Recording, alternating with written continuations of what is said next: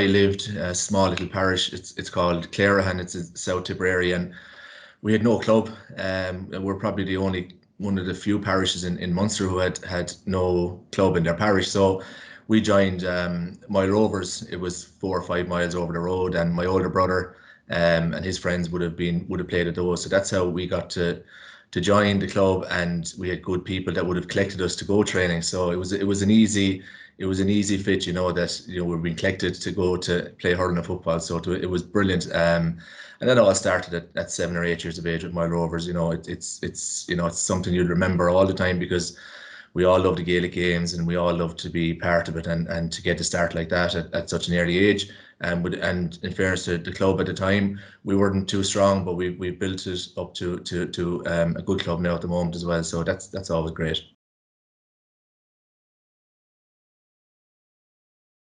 Obviously, football was always my first love, but I was fortunate enough to be part of hurling in Tipperary as well. And again, it started at under 14 level with Tony Forrestal tournament.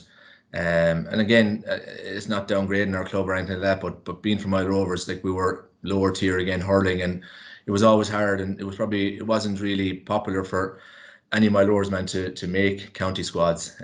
So for myself to make the Tony Forrestal panel 2 years in a row, that was huge, and we actually won it in 1991, I think.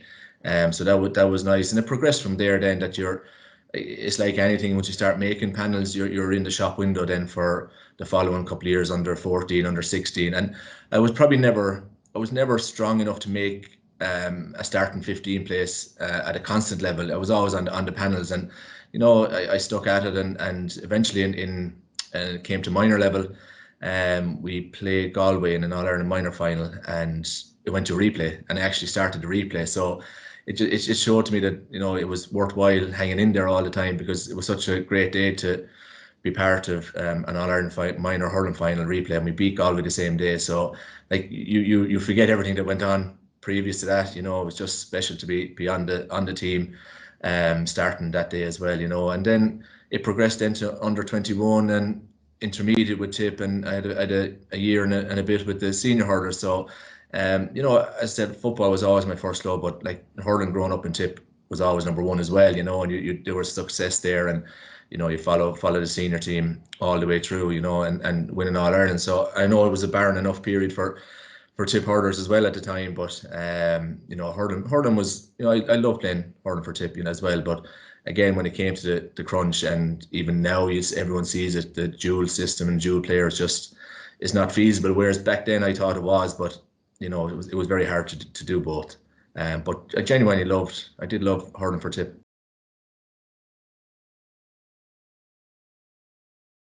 For me anyway, I think it goes back to, number one, your family. They spent the hours and the days and the weeks driving you to here and there, and 3 and 4 nights a week to train in order to matches with the club. And obviously the club itself is massive in my life. There's a couple of people there, like some are deceased now, that gave me the love of hurling and football, and also gave me the kick in the backside that was needed to drive on and not to give up. And they collect me to go to trials, and when you think everything is not going your way, they'd still turn up on a Saturday morning and they'd bring you off. Like, we used to train under 14 hurling in the rag, and like 2 names, Eileen Boland and Mick McCarthy in my club.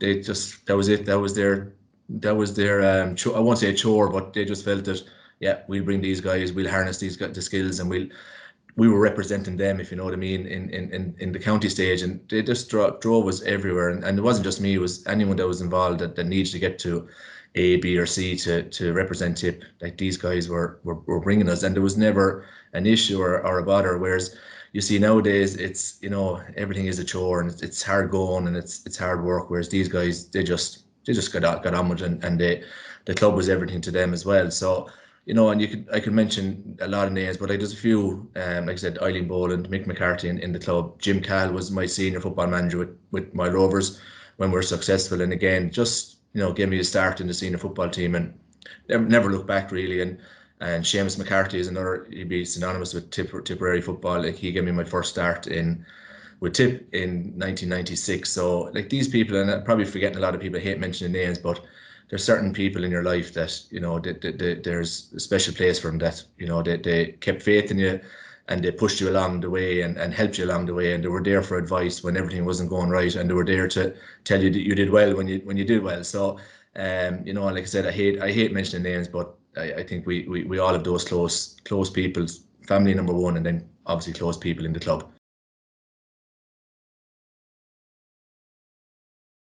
At senior level, I made my debut in Tipperary footballers in 1996. I was actually still doing my leaving cert. I was doing my leaving cert 3 weeks later. You know, I was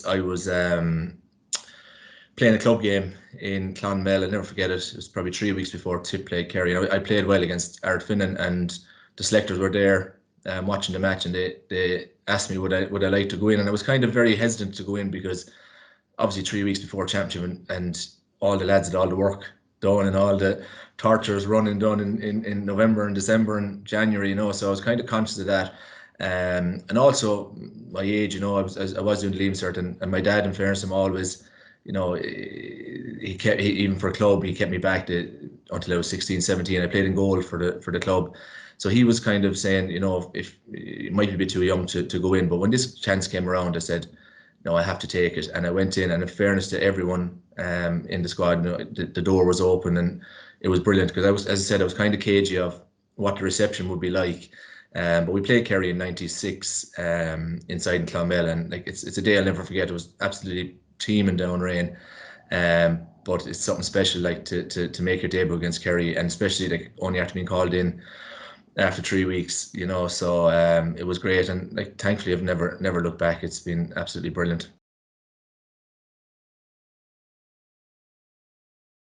I have a vague memory of the 1991 All Ireland hurling final with Tip and Kilkenny. You know, I think that's the first time I was there. But again, it's very hazy. Obviously I know Tip won, and I always remember Michael Cleary kind of topped a free from 30 yards out, and it went into the top corner for a goal, and it kind of turned the game for Tip. So that was probably my first visit to Croke Park, and obviously it's like any child, you'd fall in love with the place, and you'd hope that someday you were going to represent Tip or your club there at some stage.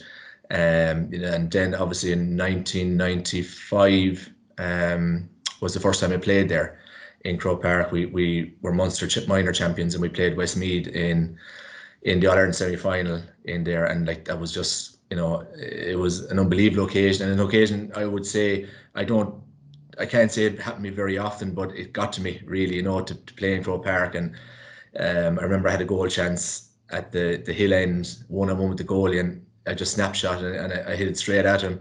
And if I had my time back, I know exactly what I would have done with it. You know, we were beaten on the day, and it's those little things that you'll always remember, that I had a chance to maybe win the match, you know, rather than being out on the field in Croke Park in itself, you know. And then the following year, '96, we played there again in the All Ireland hurling replay that I mentioned there earlier on, and we won. So that was a great memory. 12 months later, so you know, the wheel came a full turn there. So it was nice to get a win in Croke Park.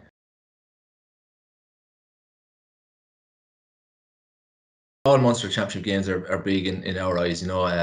So our preparation, if it was like, I suppose Tralee or Killarney was probably the furthest we were going to go, and we'd always stay the night before down, especially in Tralee or Killarney. So they were always great occasions.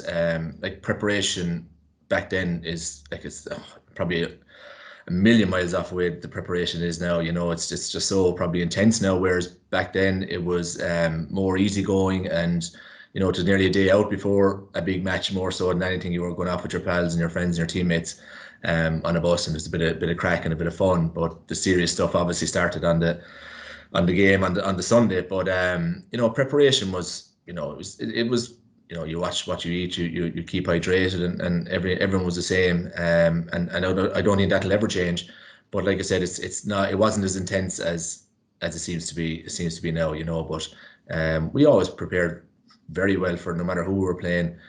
We always felt we were good enough to win the match, even though we could have got hammered the same day. But you have to believe that, and there's no point in playing or training if you didn't believe that. You might as well just give up. So, but our preparation was always spot on. In fairness, like your managers and your coaches would have you singing off the same hymn sheet, and that was always the main thing. And once you knew your job and your role, the day of a match, after that, the result would take care of itself, win, lose or draw.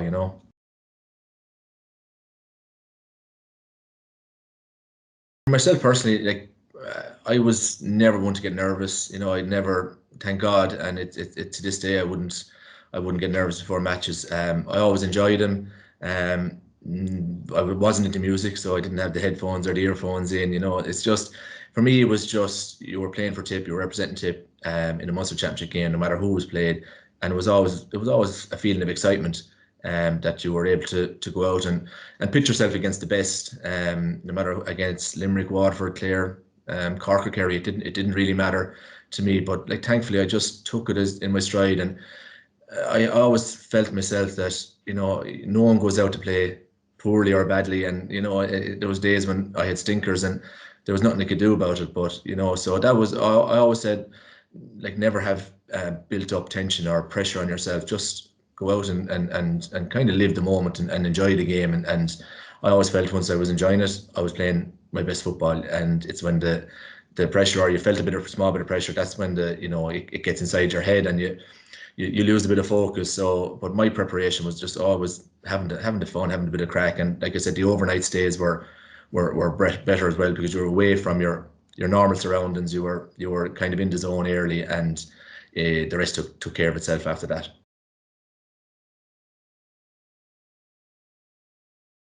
The few minutes before you leave a dressing for a match, a big match, it's their special moments, because you're in a group where and I don't mean be downgrading or dismissing Tip, and I've been on many teams, but probably a lot of games no one gave us a chance to really beat the Corks and the Kerrys.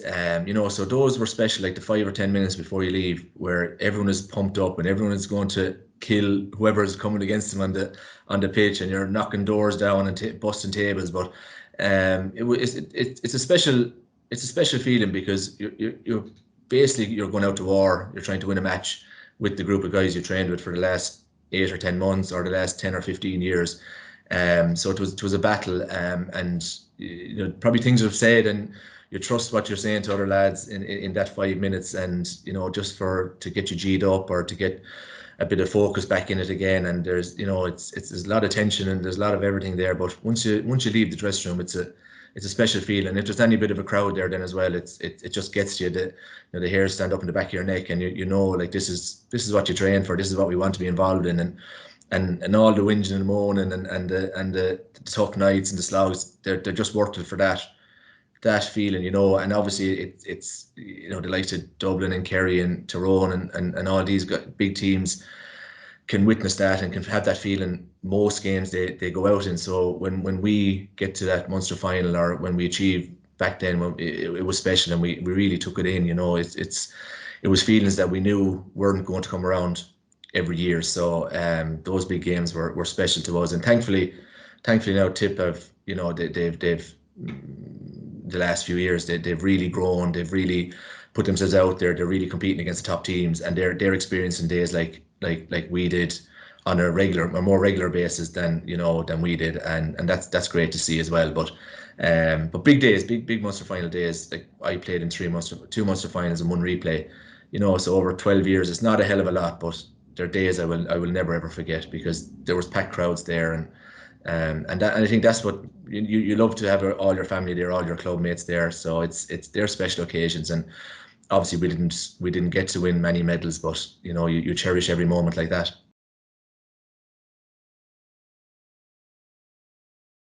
I was very lucky. I came onto a Tip team who had played in two Munster finals in '93 and '94, so there was a good cohort of players there. And in '95, Kerry beat him well enough, but I started in '96, and unfortunately it was the time there was no backdoor system. So we played Kerry in '96, '97, '98, '99. So you were gone after that, and in 1997, I think, was probably our best chance of beating Kerry. We really had them on the ropes in Tralee. and I think we were beaten by 5 points in the end or something like that. With I always remember Morris Fitzgerald, I think, took a was it Morris Fitzgerald? Darragh Canada took a shot and it was blocked, and it fell straight into Dennis O'Dwyer's. I think Dennis O'Dwyer's hand, and he just tapped it in, and it really broke our hearts. And we had him going really on the rack at that stage, and they just pulled away in the end.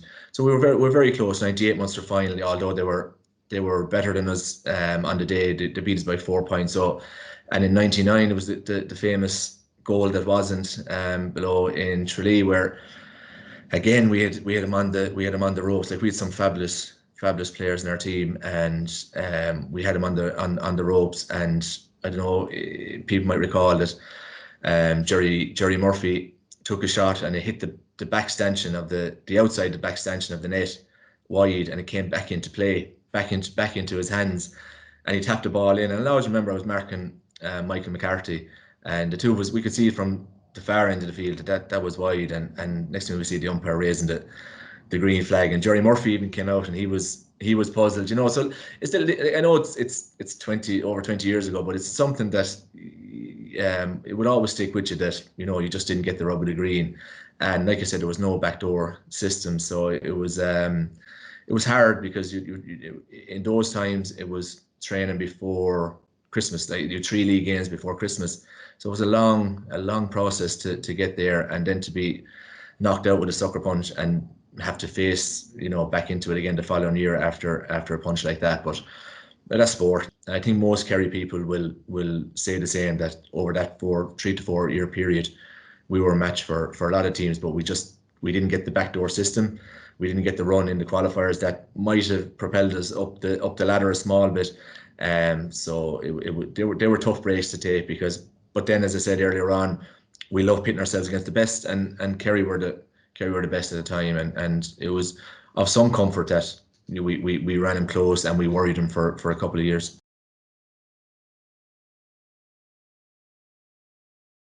The qualifier system came in 2001, and obviously it was designed for weaker teams, and I hate using that word, but we were at that time a weaker team, and to see could we get a few extra games through the back door. I recall, like, in 2002, we got to the Munster final. We were beaten by Cork in the replay in Cork.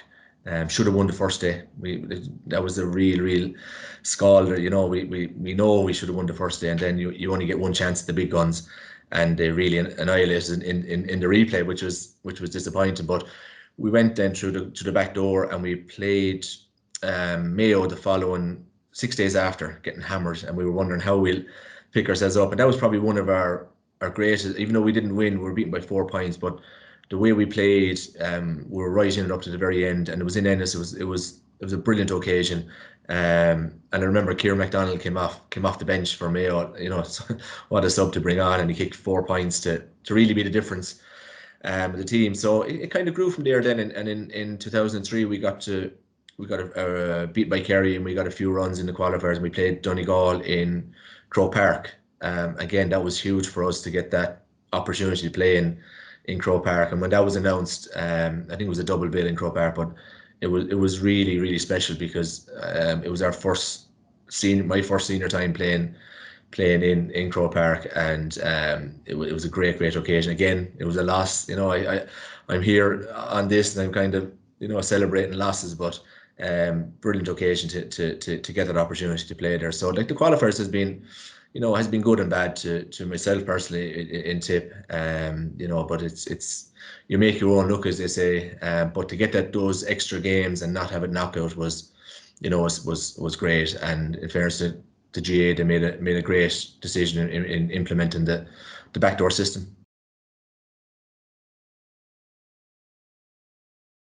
Personal accolades they're nice, but I would always prefer a Munster medal or an All-Ireland medal, and that's, like I said, that's a dream. That was always a dream. It was always the ambition. And I suppose in 1998, where, you know, the All-Stars, like, we were beaten in a Munster final, and again, the plus, or the plus side of not being knocked out or having no qualifiers was we got to the Munster final, so we were in the last 8 teams in Ireland, so there was no qualifier. So you're in the shop window there and then, and I was lucky enough to be, I was top scorer in the football championship that year as well. So I knew I was probably going to be in with a shout or get a nomination for an All-Star. And I was in college. I'll never forget it. I was in college, and back then there was no.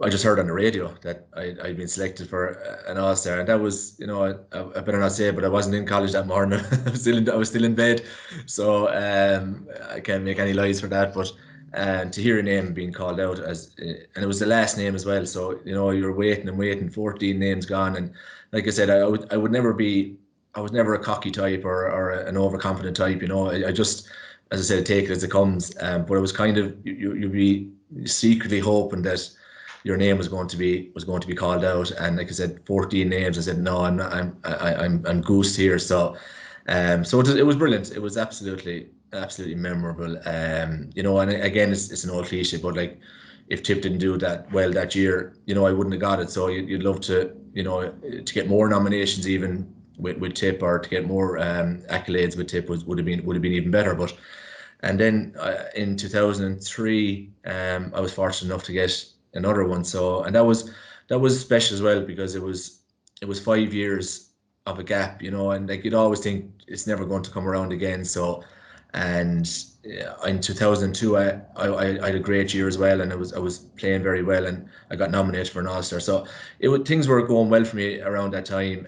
But like I said, with the gap of 5 years, you'd say no, it's not going to happen again. And thankfully it did. They're special, and when you look back at them now, and my own kids looking back, and it's nice. But as I said, I genuinely would love the Celtic Cross or Munster medal in my back pocket as well. I'd swap everything for those, but it wasn't to be. So these are very special as well, and like an All-Stars, and the All-Star trips are, they were very special as well. Great memories, and for me to go off with all the best players in Ireland, it's something that again you'd never think would happen. And it was great just to mix and mingle and see how those guys prepare, and you'd be picking up bits and pieces and hints from them as well. But they were special trips, and the Australian rules, and they make up in a way for the lack of medals. But they're great memories. And I've always said that if you have memories to look back on and cherish like that, it's been a good enough career.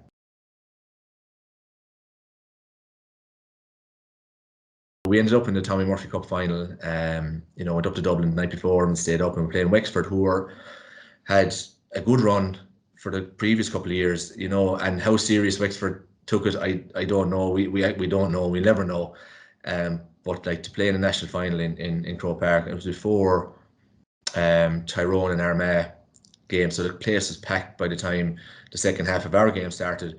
And being captain as well was huge. And like, Lockmore Castellini were the county champions, and in Tip you picked the captain from the county champions, but they had no representative, so they nominated me at the start of the year to be captain. So it fell into place, and I've been on record saying that to walk the steps, I didn't care, as I said, if it was an egg cup I was lifting. It was just to actually get up those steps, and it was incredible, I have to say. And looking back on it, it was a huge highlight to lift that cup up there. And people might diss it or they might laugh at it, but to us it was it was special, a special occasion at that time.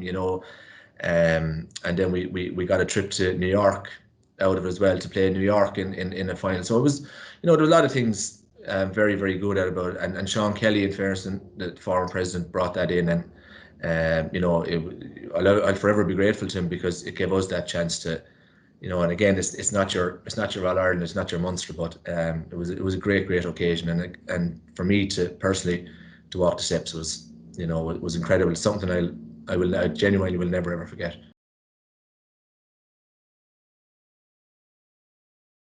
2020 was obviously special for any Tip person, with the way things worked out.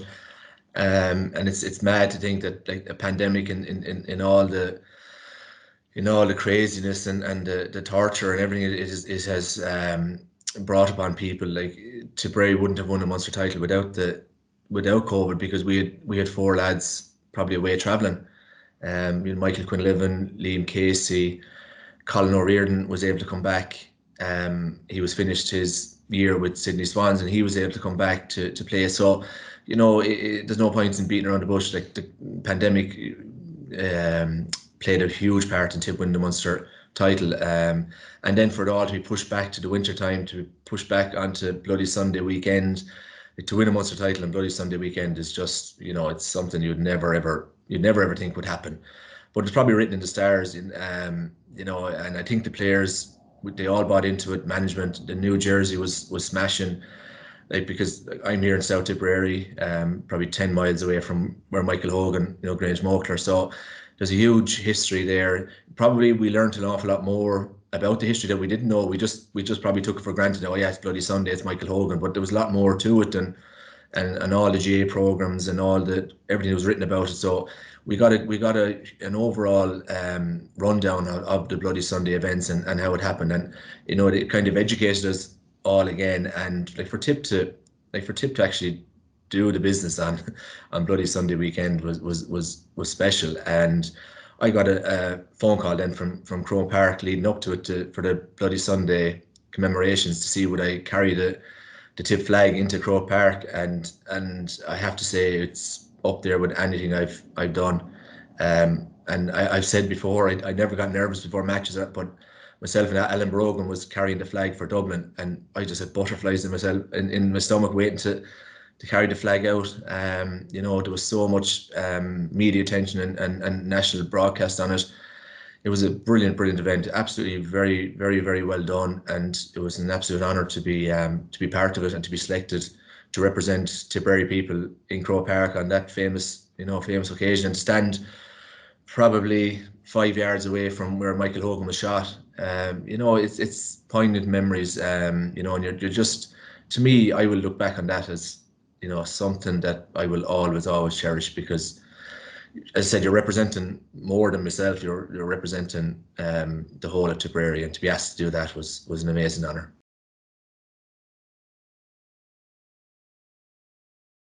It's really is a joy to be involved in the setup. It's a great setup.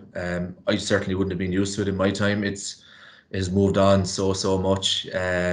Players want for nothing, and they deserve everything they get in all counties, with the time and effort they're putting into it, because like, it's professional. You know, there's no point saying different. Obviously, it's not a name, but but it is professional.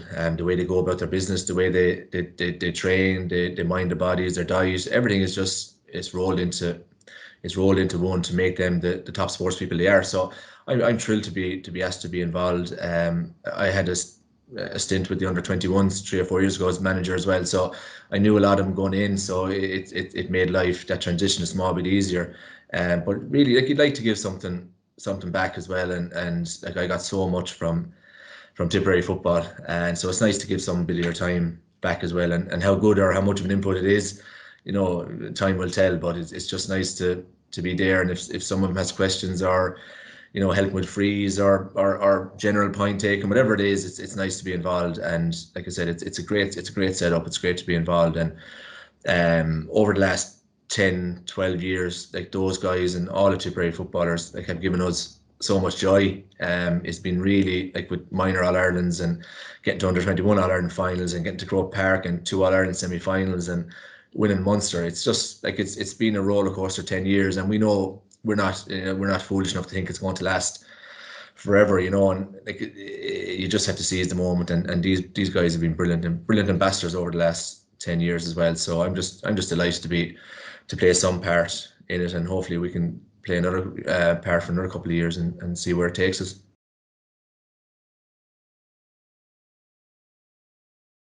I've played a lot of important big matches, and obviously I've come out on the wrong side of results more often than not. But like, playing Donegal in Croke Park in '03 was, you know, it was a huge occasion. It was a really, how will I put it, a really memorable day, even though we lost, because, you know, we played well. We put it up to Donegal for long periods of the game.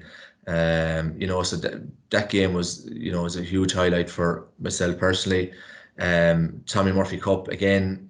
They're only small in stature, but like, for me to walk the Hogan Stand steps at the end of it, like, was just a memorable day as well, and it's another highlight of mine. But I would go back and say, people might think this strange, but my most memorable day will come back to 2007, 2008. We qualified. We played in the All Ireland Junior Hurling Club final with my club, Mile Rovers, in Croke Park. I think it was the first game in Croke Park under lights. First hurling match under lights, I think, back in 08. Again, we lost. I have a real habit of saying we've lost, but we lost the game to Connie Shamrocks. But to walk out, to prepare and to walk out of Croke Park dressing room with your friends, your club mates, your family members, and with club stalwarts that I'll never forget, were walked out onto the sod in Croke Park, and they were looking up and they were just taking it all in. So for me, like, that epitomizes what the GAA is all about. If you're fortunate enough to, and I've won county titles with my Rovers senior football, and they've been brilliant, and I'll cherish every one of them. But just to do that, to get to an All Ireland final with your club and with your friends and your family members, it's special, absolutely special. And we obviously would have loved to win it, but it wasn't to be. But it's, that is up there. That is up there for probably the highlight of my career. And people might laugh at it as hurling, but it doesn't really matter. Like, you're with your club, you're with your friends, and it was an absolutely unbelievable occasion.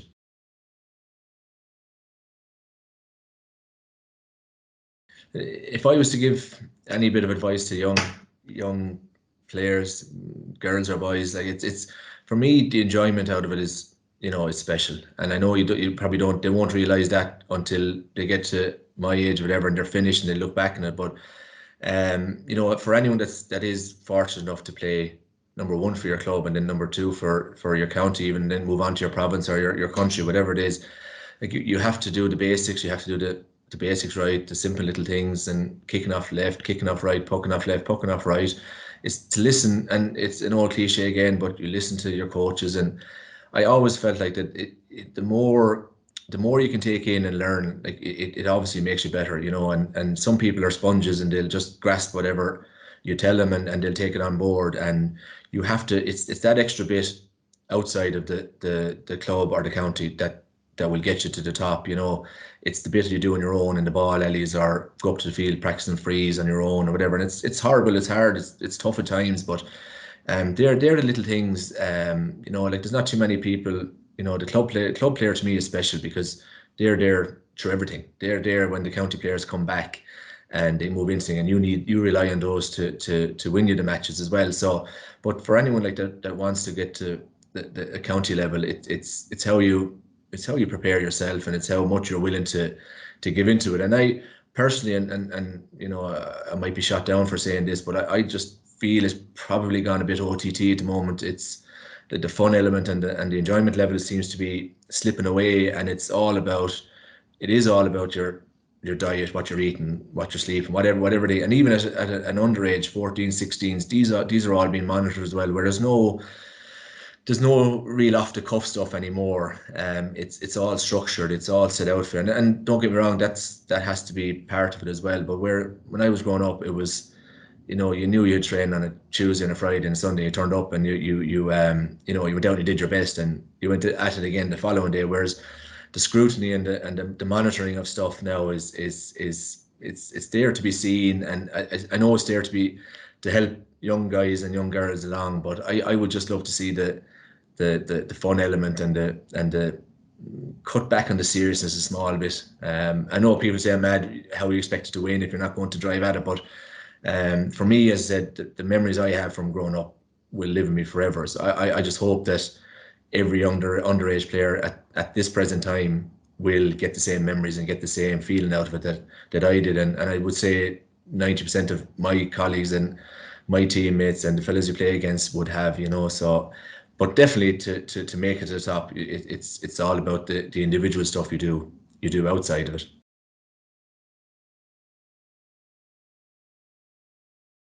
When I look back on my career, both club and county, I've always said it, like, I had a fair share of injuries, and thankfully now, the body is good and all that. And looking back on it, It's been an unbelievable journey. Like medals and trophies and cups, they're great, but I've been on record saying that it's the memories, and the friendships you make. For me, like GA is, I suppose, it's ingrained in my life. It has been for whatever 35 years, and like the special people I've met, the special people I've played against, there's teammates, club mates, family member, everything has been probably directed through the GA, as a meeting point or a focal point, and it always is, and it's not just me, it'll be every GA player, but like definitely for me it's the friendships, the memories, and to highlight anything for me now, like over 30 years, it'd be very hard to pick out one special occasion or anything like that, but like I'm injury free. I walked away from GA, you know what I mean, with my body intact, and so it's nice. You'll always have good memories. Whereas I see a lot of people now, even club mates and all that, they're actually crippled with injuries, and they're walking around with limps and all that. And I suppose they might have different memories than I would, or different. But it's a special organisation. It drives us mad at times. It drives us all batty at times. But it's special. It's like I said. It's the opening of a conversation wherever you go. Where you're from. Oh, I'm from Mile Rovers. Or do you know such and such? Or it starts off conversation, and then you're away with it. It breaks the ice. But it's given me so much. It's given me so much pleasure, so much heartache as well. And I'm just delighted, like, to see, like, I've two daughters as well, and they're playing ladies football in Camogie, and it's just great to see this the cycle move on again, and input time into them, and just like those people did for me 35 years ago, that if I can help anyone along the way or be of assistance, and that's what the GA I suppose at ground level, at grassroots, is that you're there for each other. If anything's going wrong, or if times are hard or tough, and I genuinely believe that the last year has taught us that as well, that the GA is special. And then when we got the go ahead to go back training in July or August or whatever it was, it was brilliant. It was just to get back, and the GA has been, they were a huge part in getting life back on track during the pandemic. And I know it's hard, we can't go to matches, and we couldn't go to matches, and we couldn't do this, but the fact to get kids back on the field and getting back out exercising, back meeting their friends was special. So like I owe an awful lot of gratitude to the GA for what it's given me. I never drank or smoked or anything like that, so it was my life for 30 years, and I was delighted to be part of it. I have to say, again, would have loved to have that Munster medal. I keep going back, that Munster medal, and I was very jealous of the guys last year who won a Munster medal. Jealous in a good way. But I would love, I'd love the GA to keep going the way it's going, keep giving people the memories and the enjoyment and the fun that it gave me.